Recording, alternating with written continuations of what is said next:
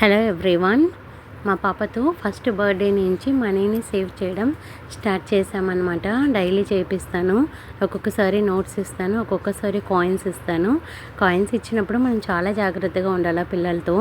వాళ్ళు జాగ్రత్తగా దాంట్లోకే వేసేటట్టు చూడాలా, లేకపోతే నోట్లో వేసుకునే అవకాశాలు కూడా ఉంటాయి. సో తను పిగ్గీ బ్యాంక్ చూస్తూనే డబ్బు డబ్బు అని చెప్తూ ఉంటుంది అనమాట.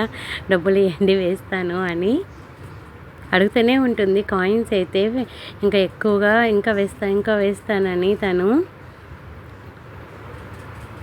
సో డబ్బులు అనేది మనం సేవ్ చేసుకునేది లైఫ్లో ఎప్పుడు మనకు ఉండాలన్నమాట. ఒక 10 రూపీస్ మన దగ్గర ఉందనుకోండి, 8 రూపీస్ ఖర్చు పెట్టినా 2 రూపీస్ అట్లీస్ట్ మనం సేవ్ చేసేది నేర్చుకోవాలా.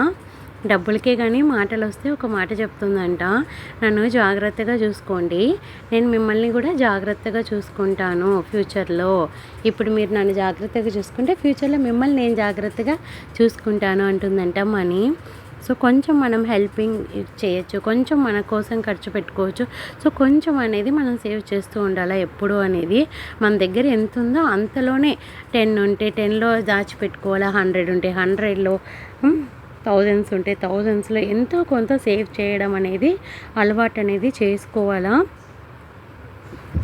నేను ఎప్పుడు ఇలాగే యూజ్ చేస్తూ ఉంటాను పిగ్గీ బ్యాంక్స్.